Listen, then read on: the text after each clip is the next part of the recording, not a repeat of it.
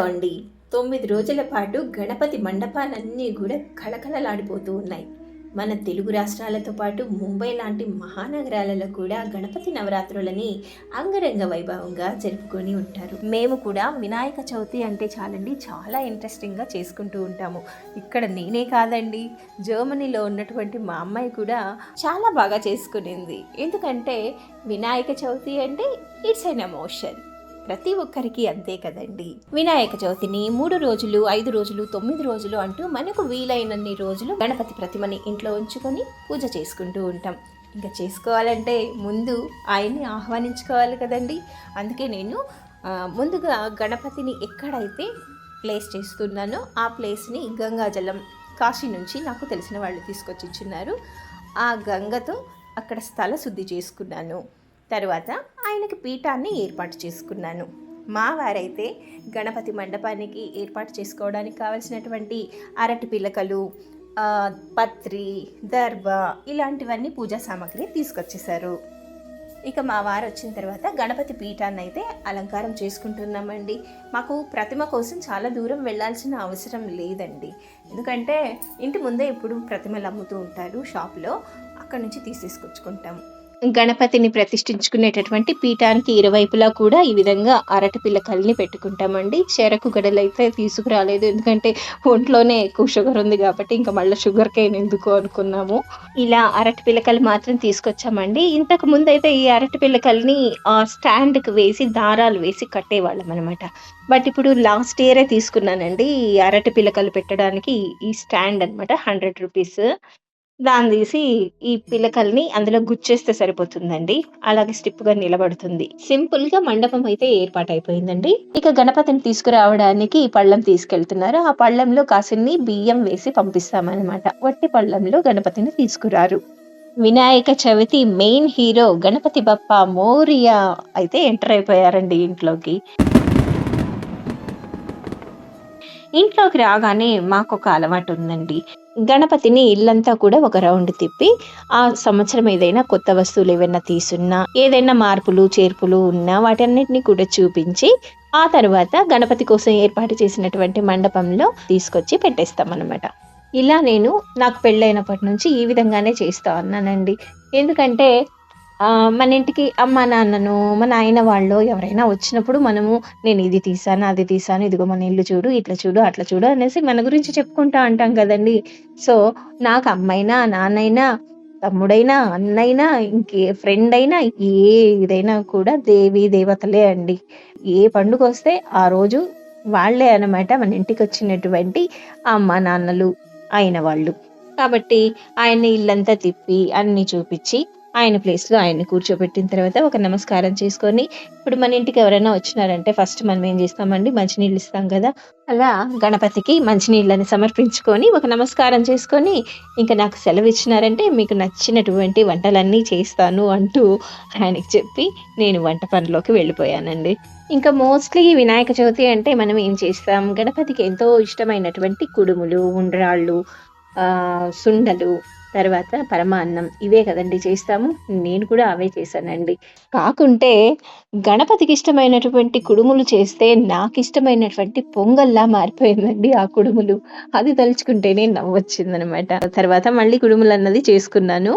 అన్నము, సాంబారు, అరటికాయ తాలింపు, పానకము, తర్వాత వచ్చి నువ్వుల లడ్డు, కుడుములు, వడలు, దధ్యోజనం అంటే పెరుగన్నము, బఠానీలు అనమాట, మేము సుండలు అంటాం అనమాట, అవి, పాయసము, అరటికాయ తాలింపు, చిక్కుడుకాయ తాలింపు ఇవన్నీ కూడా సిద్ధం చేశానండి. వంట పని అయిపోయిన తర్వాత ఇంకా గణపతి అలంకారం కోసం వెళ్ళానమాట.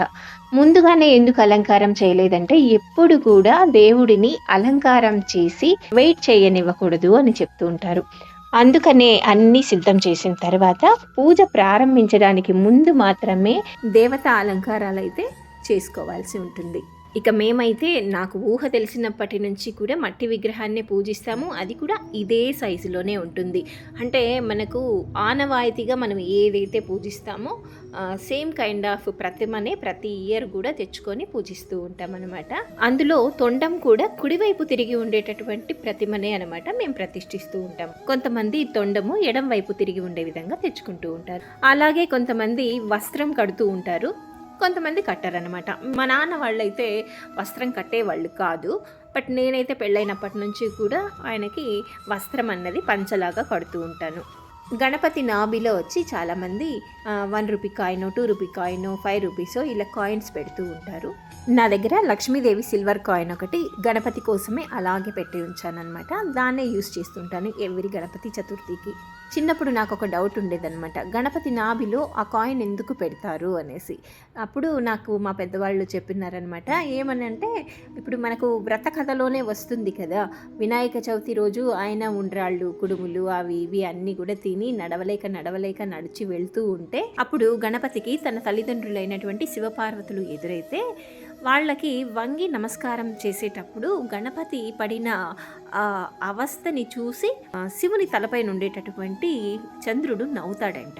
చంద్రుడి యొక్క దృష్టిలోపం వల్ల వినాయకుడికి పొట్ట పగిలి ఆ తర్వాత అందులో ఉండేటటువంటి కుడుములు, ఉండ్రాళ్ళు ఇవన్నీ కూడా బయటకు దొర్లుకుంటూ వచ్చి పడ్డాయని ఈ విధంగా మనము వినాయక వ్రత కథలో చదువుకుంటాం కదా. అప్పుడు అలా జరిగింది కాబట్టి మనము గణపతి పూజ చేసినప్పుడు ఒక రక్షణగా గణపతి నాభికి కాయిన్ని పెడతాము అని మా పెద్దవాళ్ళు నాకు చెప్పారండి. గణపతికి ఆ కాయిన్ ఎందుకు పెడతాము అనడానికి నాకు తెలిసిన రీజన్ అయితే ఇదండి. ఇది కాకుండా ఇంకేదైనా కారణం ఉంటే మీరు నాకు షేర్ చేయండి, తెలుసుకుంటాను. ఇక గణపతి అలంకారంలో ఆయనకి వడ్డానం పెట్టాను, నగలు వేశాను, ఒక చౌకర్నైతే కిరీటం లాగా కూడా పెట్టుకున్నానండి. నాకు తెలిసినట్లు ఇదిగోండి ఈ విధంగా గణపతిని అలంకారం చేసుకున్నాను. బాగుందా అండి? గణపతి కోసం ఒక మల్లెపూల మాల తీసుకొని రమ్మని చెప్తే మా ఆయన చేమంతులతో నినుగొలుతూ అంటూ దండకంలో చెప్తావు కదా కాబట్టి చేమంతులే తెచ్చానంటూ చేమంతులు ఇచ్చారనమాట. దాన్నే స్వామికి వేశాను.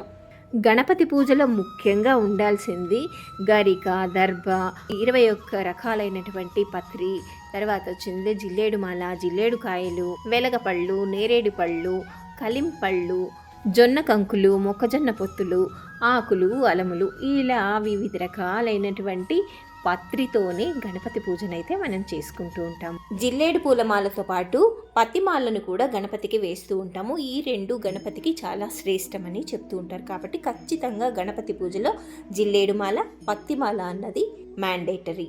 గణపతి పూజల్లో అలంకారాలు, నైవేద్యాలతో పాటు అతి ముఖ్యమైనటువంటి మరొక అంశము వ్రతకథ. దాదాపు 23-24 ఏళ్లుగా ఈ పుస్తకాన్నే అండి వ్రతకథకి నేను యూజ్ చేస్తున్నాను. వ్రతకథ తరువాత అక్షింతల్ని మనం తలపైన చల్లుకుంటాం కదా, కాబట్టి అక్షింతల్ని కూడా సిద్ధం చేసుకున్నాను. అన్నీ సిద్ధం చేసుకున్న తర్వాత దీపం వెలిగించి పూజనైతే ప్రారంభించుకున్నాం. ఓం శుక్లాంబరధరం విష్ణుం శశివర్ణం చతుర్భుజం ప్రసన్నవదనం ధ్యాయేత్ సర్వవిఘ్నోపశాంతయే అగజానన పద్మార్గం గజానన మహర్నిశం అనేకదంతం భక్తానాం ఏకదంతముపాస్మహే. వక్రతుండ మహాకాయ సూర్యకోటి గణాధిపతయే నమః. శుభతిథౌ శోభనముహూర్తే ఆద్య బ్రాహ్మణ ద్వితీయ పదార్థే శ్వేతవరాహ కల్పే వైవస్వత మన్వంతరే కలియుగే ప్రథమ పాదే జంబూద్వీపే భరతవర్షే భరతఖండే మేన అస్మాకం సహకుటుంబానం క్షేమస్థైర్య విజయ అభయ ఆయురారోగ్య ఐశ్వర్యాభివృద్ధ్యర్థం ధర్మార్థకామ మోక్ష చతుర్విధ ఫలపురుషార్థ సిద్ధ్యర్థం సకల విద్యా ప్రాప్త్యర్థం వరసిద్ధి వినాయక దేవతాముద్దిశ్య వరసిద్ధి వినాయక దేవతా ప్రీత్యర్థం కళావచ్చక్తి ధ్యానావాహనాది షోడశోపచార పూజాం కరిష్యే. సంప్రోక్ష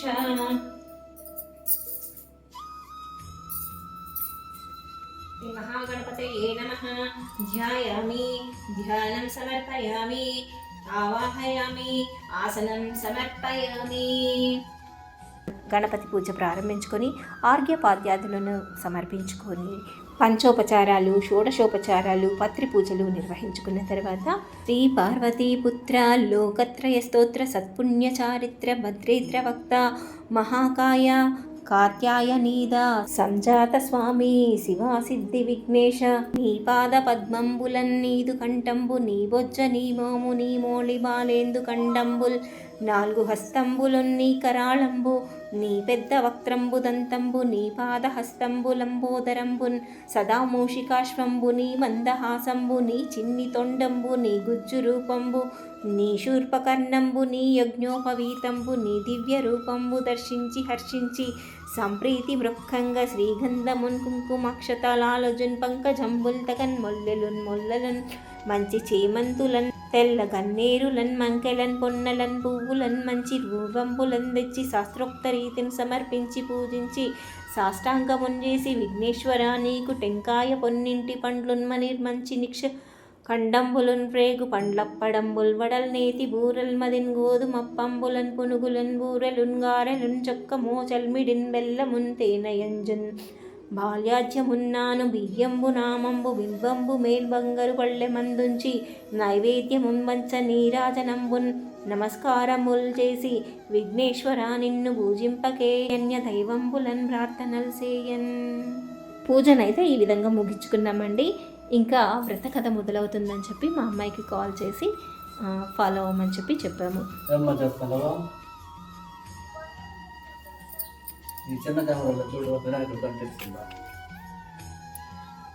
వ్రత కథని చదవడానికి ముందే గణపతికి ఇంట్లో చేసినటువంటి స్వయం పాకాన్ని తలిగ వేస్తాము. తలిగ వేసి హారతిచ్చిన తరువాత మళ్ళీ వ్రత కథని మొదలు పెడతాము. నేరేడు మారేడు నిలవంక మామిడి దూర్వార చెంగల్వ ఉత్తరేణు వేరు వేరుగా తెచ్చి వేడ్కతో పూజింతు పర్వమున దేవ గణపతికి నిపుడు జయమంగళం నిత్య శుభమంగళం.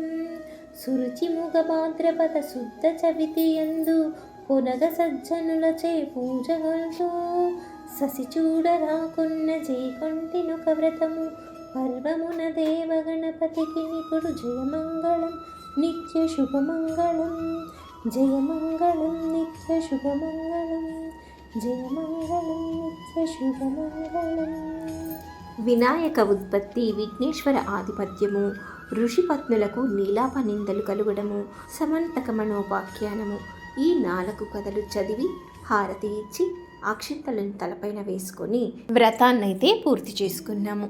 పురాణాల ప్రకారము పార్వతీదేవి శాపం వల్ల వినాయక చవితి నాడు చంద్రుణ్ణి చూస్తే నిందల పాలవుతారని, అలా నిందల పాలు కాకుండా ఉండడానికి వినాయక వ్రతాన్ని ఆచరించి వినాయక వ్రత కథని, అందులోనూ ముఖ్యంగా సమంతక మనోపాఖ్యానాన్ని చదివి ఆ తర్వాత అక్షింతలను తలపైన ధరించడం వల్ల వినాయక చవితి రోజున పొరపాటున చంద్రుణ్ణి చూసినా కూడా ఎటువంటి దోషమన్నది మనకు కలగకుండా ఉంటుంది అని పురాణాల ప్రకారం చెప్పబడి ఉంది. ఇంకా వ్రతమైంది, భోజనాలు అయింది. ఇవన్నీ అయిన తర్వాత నాకు ఇంకొక అలవాటు ఉందండి. దేవుడితో నేను డైరెక్ట్గా కమ్యూనికేట్ అవుతూ ఉంటానన్నమాట. ఎందుకంటే నాకు చిన్నప్పటి నుంచి కూడా ఎవరు ఫ్రెండ్స్ అనేవాళ్ళు లేరండి. ఎక్కువగా నేను ఎవరితో కూడా కలవను. దేవుడితోనే నేను ఎక్కువగా కమ్యూనికేట్ అవుతూ ఉంటానన్నమాట. అది ఈ రోజు కాదండి, నాకు చిన్నప్పటి నుంచి ఉండే అలవాటు. ఆ ఇయర్లో జరిగినవన్నీ కూడా కబుర్లు చెప్తూ కూర్చుంటాను. అట్లే మనం ఎక్కడెక్కడ ఖర్చు పెట్టినాము, మనకు ఇవ్వాల్సిన వాళ్ళు ఎవరైనా ఉంటే మనకు రావాల్సిన డబ్బులు, మనం ఇంటి కోసం ఖర్చు పెట్టిన డబ్బులు, ఖర్చు పెడతా ఉండే డబ్బులు, ఇవన్నీ సరే ఆ ఇయర్లో ఏదైనా ఆస్తి పర్చేస్ చేస్తున్నా, ఏదైనా నగ పర్చేస్ చేస్తున్నా, ఏదైనా వస్తువు పర్చేస్ చేస్తున్నా, లేకుంటే మనం ఎవరికైనా డబ్బు ఇచ్చున్నా, మనం ఎవరికైనా ఇవ్వాల్సి ఉన్నా అన్ని లెక్కలు పత్రాలు అన్నీ అదేమంటారండి ఆణివార సభ అంటారు చూడండి, ఆ విధంగా అన్నీ ఆయనకి అప్పచెప్తూ ఉంటాను. ఎందుకంటే నాకు పెద్దవాళ్ళు అంటూ ఎవరూ లేరండి, అంతా భగవంతుడే, దేవుణ్ణి నేను నా ఇంటి పెద్ద అనుకుంటాను. అందుకే ఆయన సంవత్సరానికి ఒకసారి ఇంటికి వస్తారు కదా, అప్పుడు కూర్చొని అన్నీ చెప్తూ ఉంటాను అనమాట. ఏ పండగ వస్తే ఆ పండగ రోజు ఆ దేవుడికి చెప్పుకుంటూ ఉండడం నా అలవాటు. ఇలాగే సార్, కొంచెం ఆడుగా బిహేవ్ చేస్తాను. కొంచెం ఆడుగా బిహేవ్ చేయడం కాదు సుబ్బారావు గారు, పిచ్చండి ఇది. మన సొంత ఇంటికి సిద్ధి బుద్ధి సమేతంగా ఆహ్వానిస్తా అన్నాను తండ్రి. నేను మన ఇంట్లో వచ్చి కొలువు తీరి పూజలు అందుకోమని నేను వేడుకుంటా అన్నాను సాయి.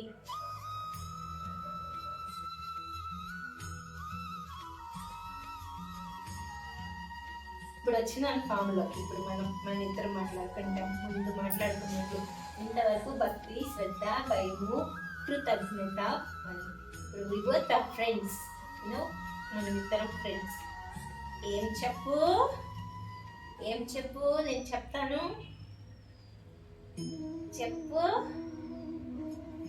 చెప్పండి సాయి, మీరే చెప్పండి. ఏం నేనంత హ్యాపీగా ఉన్నాను, ఎందుకు హ్యాపీగా ఉన్నాను చెప్పండి, నేనే చెప్తాను.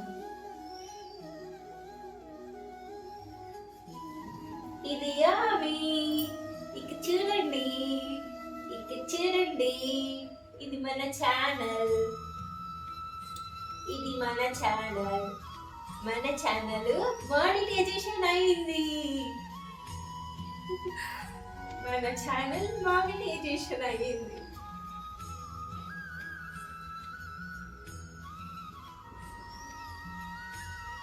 చూడండి, మన ఛానల్ మానిటైజేషన్ అయ్యింది.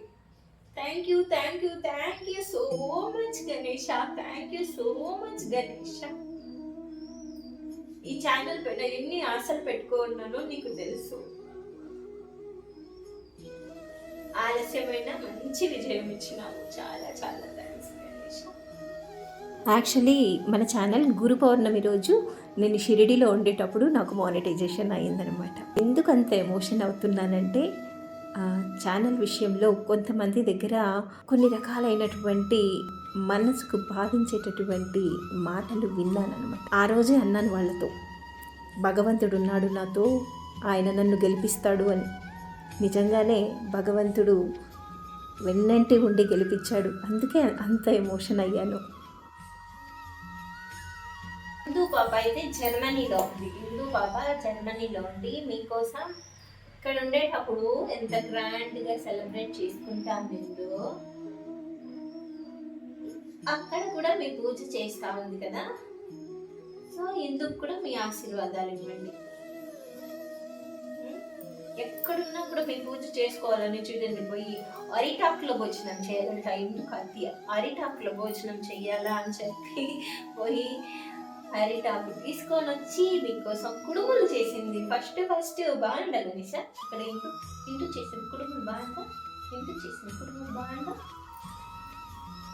ఎంత నాకు పొంగల్ ఇష్టం అంటే కూడా కుడుముల్ని పొంగల్లాగా చేసి ఇచ్చేస్తున్నారు. ఎట్లా గణేష, నాకు మీరే అమ్మ, మీరే నాన్న, అన్ని మీరే. దేవుడు తప్ప ఎవరున్నారు?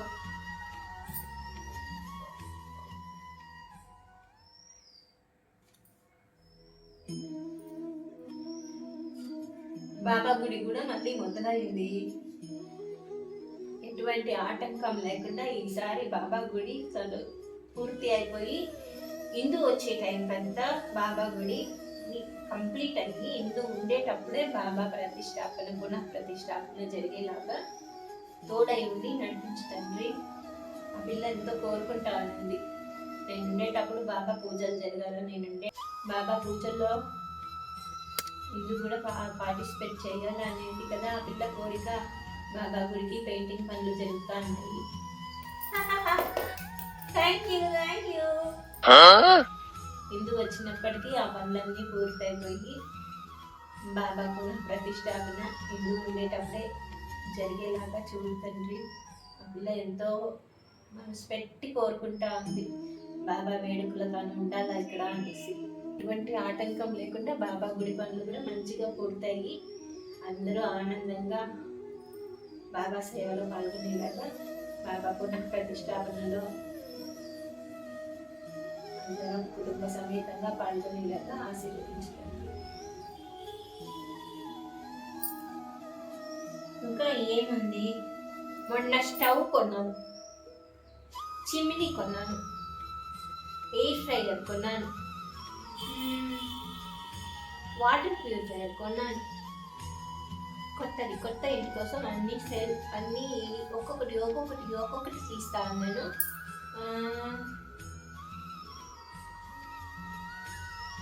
ఆ టెర్రస్ గార్డెన్ అంతా కూడా మంచిగా పెట్టుకునేలాగా మంచి ఐడియాస్ ఇవ్వు గణేష్ నాకు. ఇలా వచ్చి అక్కడ మంచి బుద్ధుడి బొమ్మ దొరకాల. పెట్టాలనుకుంటున్నాను కదా, అది. మొన్న ఇక్కడ చిన్న ఆపరేషన్ అయింది, ఇక్కడ చిన్న ఆపరేషన్ అయింది. అన్నీ క్యూర్ చేసుకుంటా అన్నాను అనుకోవాలా, లేకపోతే ఎంతసేపు హాస్పిటల్లో పేషెంట్ అయితా ఉన్నాను అనుకోవాలా చెప్పండి మీరే. క్యూర్ తర్వాత రిజల్ట్ వచ్చింది, అదేం లేదు, బాగానే ఉందని చెప్పినారు. ఇంకేముంది,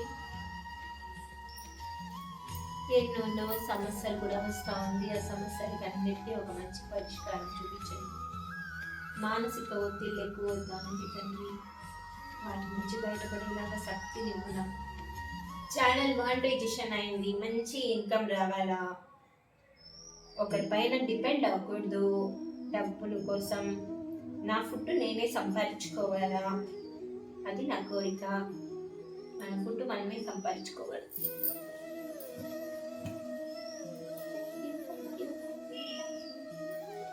అదన్నమాట వినాయక చవితి మొదటి రోజు సాయంత్రం వరకు గణపతితో ముచ్చట్లు. తర్వాత సాయంత్రము మళ్ళీ ఒకసారి పూజ అన్నది చేసుకొని గణపతి మండపాలకి ఆలయానికైతే వెళ్ళానండి. ప్రతి ఏడు కూడా వినాయక చవితికి ఆలయంలో ఏదో ఒక సేవ కోసము డొనేషన్ అయితే ఇస్తూ ఉంటాము. ఇదివరకు అయితే 108 క్వాంటిటీతో ప్రసాదాన్ని డిస్ట్రిబ్యూట్ చేసేదాన్ని అనమాట. అంటే లడ్డూలు అయితే 108, లేకపోతే కుడుములు 108, ఈ విధంగా ఏదో ఒక ఐటము 108 క్వాంటిటీ వచ్చేలాగా చూసుకొని గుడిలో డిస్ట్రిబ్యూట్ చేసేదాన్ని. బట్ ఇప్పుడు మా అమ్మాయి దగ్గర లేకపోవడంతో నాకు కొంచెం కష్టంగా ఉందన్నమాట తీసుకెళ్ళి డిస్ట్రిబ్యూట్ చేయడం. అందుకని టెంపుల్కి ప్రసాదం చేస్తారు కదండి, వాళ్ళతోనే ఎక్స్ట్రా క్వాంటిటీ చేయించి మండపాల్లో ఇచ్చేస్తున్నాను అనమాట. అదేవిధంగా డొనేషన్ కూడా ఇచ్చాను. వాళ్ళు 7:30కి రమ్మని చెప్పారనమాట. 7:30 అన్నది 8:30 అయినా కూడా తెర తీయలేదనమాట. అంటే లోకల్ ఎమ్మెల్యే రావడం కొంచెం ఆలస్యమైందని. సరే ఇంకా నా వల్ల ఇంకా అక్కడ ఉండడానికి కాకుండా టెంపుల్కి వెళ్ళి ఇంటికి వెళ్ళిపోదాం అనుకొని వెళ్ళానమాట. ఇదిగోండి టెంపుల్లో ఈ ఏడు ఈ అలంకరణ మాదే అని చెప్పారు. తర్వాత కాసేపు గుళ్ళో ఉండి అర్చన చేసుకొని ఇంటికైతే వచ్చేసానండి. మండపంలో ఉన్నటువంటి గణేశుని అయితే 9 గంటల పైన తెర తీశారండి. ఆ టైం వరకు మనం అక్కడ ఉండడం కుదరదు కదా, అందుకే ఇంటికి వచ్చేసి ఇంట్లో ఉన్న గణపతితో కాసేపు ముచ్చట్లు పెట్టుకొని ఆ రోజైతే అలా గడిచిందండి.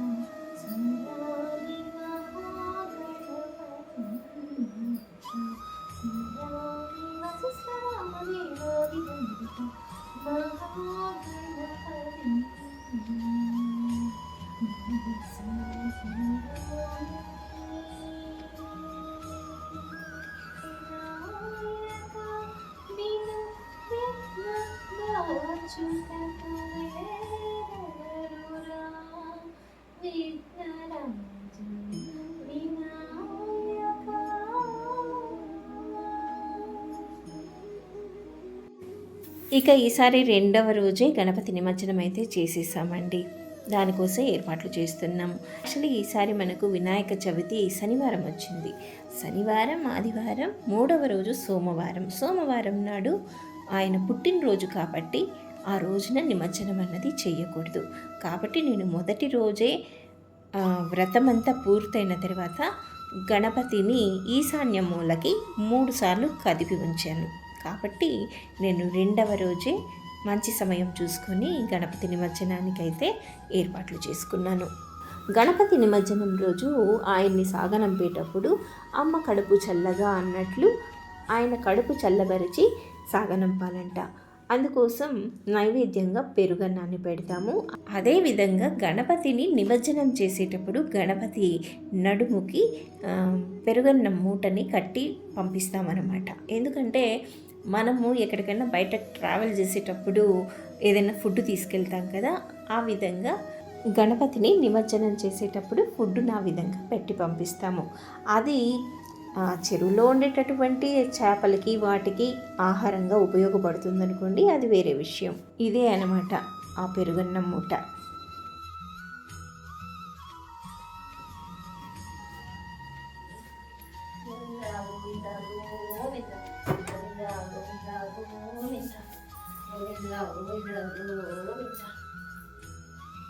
యాక్చువల్లీ 3 రోజులు 5 రోజులు గణపతిని ఇంట్లో పెట్టుకొనేసి పూజ చేసుకునే వాళ్ళము.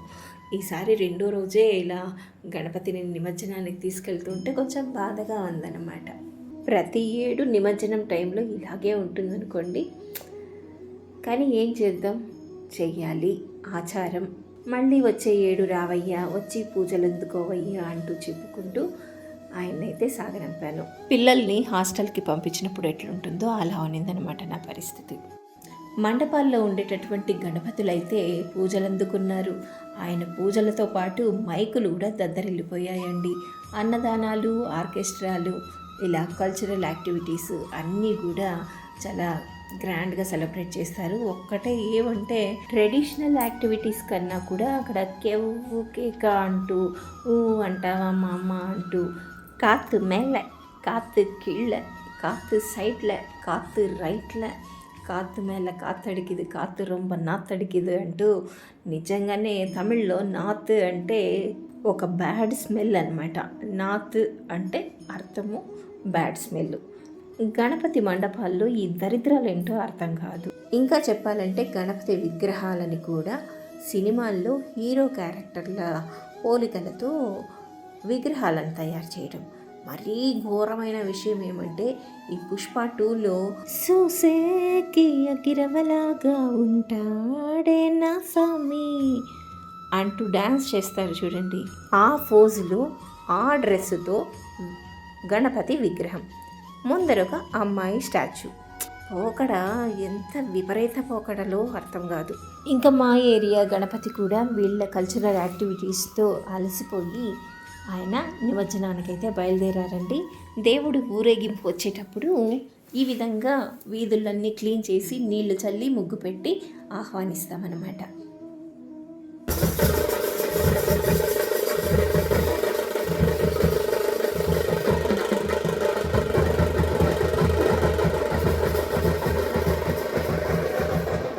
మా ఏరియా యూత్ ఎంత బాధ్యతగా ఉంటారో ఈ నిమజ్జనం రోజు అంత అల్లరి చేస్తూ ఉంటారనమాట. పొద్దున 8 గంటల నుంచి ఆ సెలబ్రేషన్స్ వైబ్స్ అయితే మొదలవుతాయి అన్నమాట. మండపం నుంచి నిమజ్జనం ప్లేస్కి అట్లీస్ట్ ఒక 1/2 కిలోమీటర్ కూడా ఉండదండి. కానీ 8 నుంచి మధ్యాహ్నం 3 అవుతుందండి నిమజ్జనం అయ్యేసరికి. ఏ పండగ వచ్చినా కూడా సరే అండి, మళ్ళీ వచ్చే ఏడు ఆ పండగ వచ్చేంత వరకు గుర్తుండిపోయేలాగా ఎంజాయ్ చేస్తారు. ఇంకా మా ఇంటి ముందుకి గణపతి రాగానే కొబ్బరికాయ కొట్టి కర్పూర హారతులు ఇచ్చుకున్నాను. కానీ మనసులో చిన్న బాధ ఉంది. ఎందుకంటే ఈ ఇయర్ ఇక్కడ ఉన్నాను, నెక్స్ట్ ఇయర్ ఈ ప్లేస్లో ఉండను. ఇలా ఈ ఫెస్టివల్ వైబ్స్నంతా కూడా మిస్ అవుతాను. ఎందుకంటే మనం సొంత ఇల్లు కట్టుకుంటున్నామండి, అక్కడికి వెళ్ళిపోతాము. ఉన్న ప్లేస్ నుంచి ఇంకొంచెం దూరం వెళ్తానన్నమాట. అంతే కదండి, ఒక ప్రాంతానికి మనం అలవాటు అయి ఉంటాము. ఆ ప్రాంతం నుంచి కొత్త ప్రాంతానికి వెళ్ళినప్పుడు అది మనకు అలవాటు అవ్వడానికి కాస్త టైం పడుతుంది. ఇప్పుడు వెళ్ళే చోటు ఇలాంటి ఉత్సవాలన్నీ చూడడానికి కుదరదండి. నేను పుట్టినప్పటి నుంచి కూడా మెయిన్ ఏరియాలోనే ఉండేవాళ్ళము. ప్రతి ఒక్క ఫెస్టివల్కి సంబంధించినటువంటి ఉత్సవాలన్నీ కూడా ఇంటి ముందరే జరిగేవన్నమాట. అవన్నీ బాగా అలవాటైపోయింది. ఇప్పుడు కొత్త చోటుకి వెళ్ళేటప్పుడు అక్కడ ఇలాంటివన్నీ ఉండవు అని తెలిసినప్పుడు కొద్దిగా బాధగా ఉంది. అందుకే గణపతిని తనివి తీరా చూసుకుంటూ ఉండిపోయానమాట వీలైనంత వరకు. అసలైతే ఈసారి నేను ఈ గణపతి మూర్తిని నిమజ్జనం చేసే చోటుకు కూడా వెళ్ళానండి. అంటే మా ఇంటి నుంచి వాకబుల్ డిస్టెన్సే. ఇంతవరకు ఎప్పుడు నిమజ్జనం దగ్గరికి వెళ్ళలేదు. బట్ ఈసారి వెళ్ళాలనిపించి వెళ్ళాను. అక్కడ ఆ నిమజ్జనం చేసేటటువంటి తీరు చూసేసరికి ఒక్కటే అనిపించింది, దేవుడా ఇంతకాలం నీకేనా అయ్యా ఇంత భక్తి శ్రద్ధలతో వీళ్ళు పూజ చేశారు, ఇప్పుడేందయ్యా ఇలా మురుగుంటలో వేసి నిన్ను తొక్కుతున్నారు, ఇంకా భవిష్యత్తులో ఇలాంటి ఘోరాలు ఎన్ని చూడాలయ్యా అనిపించింది.